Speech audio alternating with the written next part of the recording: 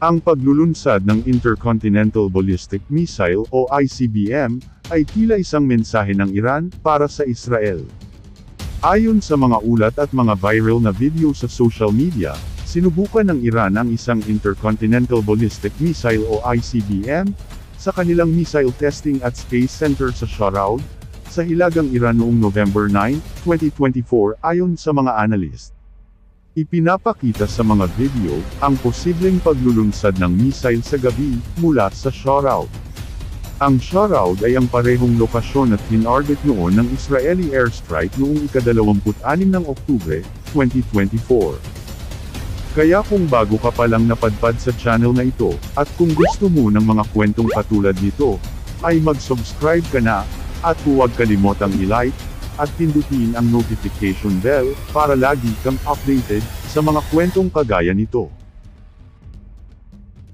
Ang paglulunsad ng Intercontinental Ballistic Missile o ICBM, ay tila isang mensahe para sa Israel, na ang kanilang airstrike na isinagawa sa Sharaud Testing at Space Center, ay maliit lamang, at walang epekto sa Iran, at tila nakapag-counter pa ang Iran, dahil sa kanilang pag-testing ng Intercontinental Ballistic Missile o ICBM.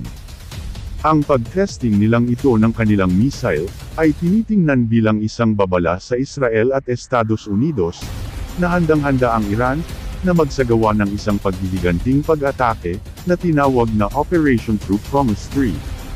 Samantala, ang mga lokal na residente na nakatira malapit sa Sharaud, ay sinasabi, na nakakita di umano sila ng malaking missile, na ang ilaw mula sa rocket booster nito, ay makikita, ilang kilometro ang layo, ayon sa ulat ng Defense Security Asia. Naniniwala ang mga analyst, na ang missile ay isang super heavy type, marahil ay nagdadala ng malaking karga, katulad ng Advanced Khorramshahr 4 ballistic missile, ang pinakamoderno, at pinakasopistikadong arma sa arsenal ng Iran, ayon din sa ulat ng Defense Security Asia. Tungkol sa Khorramshahr 4, na inilabas noong nakaraang taon, ay naiulat na ito ay may epektibong range na 2,000 kilometro, at nagdadala ito ng 1.5 ton na warhead. Gayunpaman, nagbigay ng pahiwatig ang mga opisyal ng Iran, na ang actual range, ay maaaring nasa pagitan ng 4,000 kilometro, at 5,000 kilometro, sa kabila ng mga pahayag sa publiko, na may limitasyon na 2,000 kilometro. Isang mataas na opisyal ng Islamic Revolutionary Guard Corps, o IRGC, ang nagsabi, na ang bawat missile na Khorramshahr 4 ay nilagyan nila ng cluster munitions, na nagbibigay daan, para sa sabay-sabay na pag-target sa iba't ibang lokasyon, na ang bawat missile ay may kakayahang magdala ng hanggang 80 submunitions. Kilala rin ito sa accuracy nito, at ginagamitan ng hypergolic propellant. May kakayahang umabot ito sa bilis na Mach 16, o 19,756 km per hour, sa labas ng kalawakan, at Mach 8 o 9,878 km per hour sa loob. Ang ballistic missile na ito, ay nagpapabilis sa kanyang panghuling yugto bago ito tumama sa kanyang target. Naiulat din na ang estado ng Iran, ay may malaking inventaryo ng iba't ibang ballistic, at cruise missiles, na sinasabing umabot sa libo-libo, na may iba't ibang range.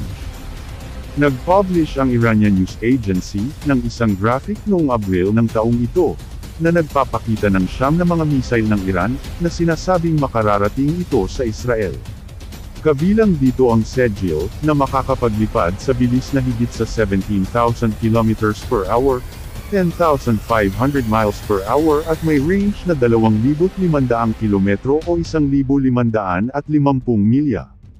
Gayun din, ang Khyber na may range na 2,000 kilometro. Ano ang masasabi mo sa mga bagong missile na ito ng Iran? Mag-comment ka lang at ating babasahin, at muli, hanggang sa susunod pa nating kwento.